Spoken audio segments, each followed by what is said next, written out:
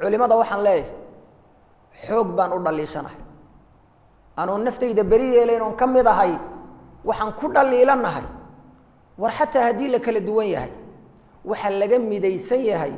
fuxshiga iyo fasaadka iyo foolxumada nin ogoli ma jira iyo sheekh ogolo waxa weeyaan soo dhaweynaya haddii laga midaysan yahay arrimaha waaweyn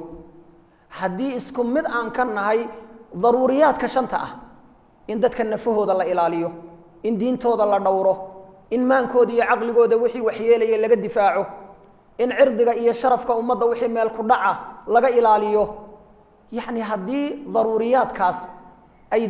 diintu uguba horayso haddii nin in lagu xadgudbo ogole aanu inagu jirin maxaa cod dheer loogaga hadli laayay waxaan sidaa u leeyahay maalintii hore bandhiga aan ka warramayo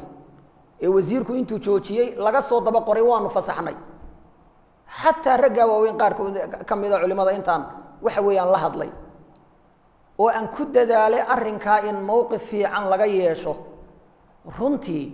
qiiradii la rabay damqashadii la rabay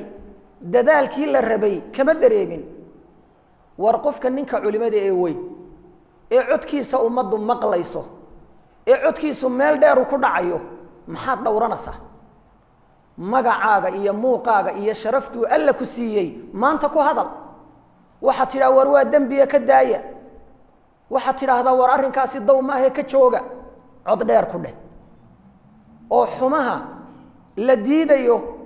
iyo wanaagga ummadda la farayo dee odayaashan iyo dhallinyartan waxa weeyaan wanaag farista keligood yaanay ku cidloobin way ku cidloobeen haddii culimada waaweyn iyo dadka ducaadoo dhamme ay garab iyo gaashaan u yihiin ninka xumaha kuma dhiiradeen inuu ku dhaco waa ka dheeraan lahaa waanu ka dhowrsan lahaa laakiin haddii afar oday iyo afar inan iyo waxoogaa in kooban inu maalinba ay meel ka hadlaan dee waxaa laga yaabaa wax badan inaan laysaga tirin guddida wanaag farista iyo xumaan reebista waan ku celceliyaa mimbarkana waan ka sheegay halkanna waan ka sheegay dibna waa u sheegi doonaa wallaahi waxaan u malaynayaa intaynu kuba sii yar socsoconno waa dhawaaqooda iyo socsocodkooga waayo halkii qayla ka soo yeedhaba iyagoo socday tagaan ciduuma oga ciduuma diran ilaah baa u diray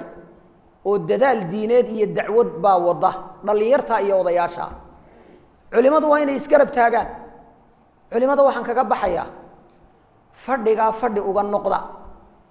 waddankan diintiisa iyo dhaqankiisaba duulaan baa lagu soo qaaday qeexan oo cad oon qarsoonayn maanta hargeysa dhexdeeda waa ogtihiin gaalnimadii iyo ilxaadka daayar muujisanaysa oo intaasoo jeer lagala dooday war ilxaad baa la maraya ilaahay jiritaankiisa in laga doodo daayarteenna ay ka doodaan qaarkood waa la soo dhaafay macsiyo iyo dhaqan xumo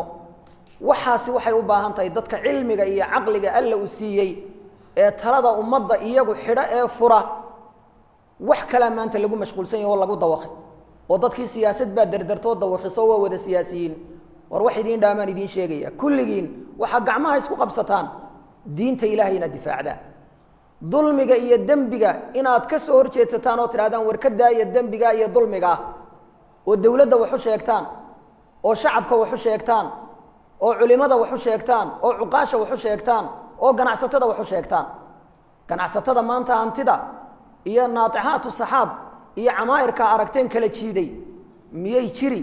dabaqyadaas iyo camaa'irkaasi haddii hoostooda ilaahay lagu caasiyo lagu dambaabo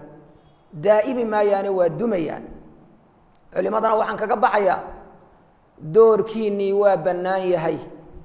guddida wanaag farista iyo xumaan reebistuna keligeed kuma filla isgarab taaga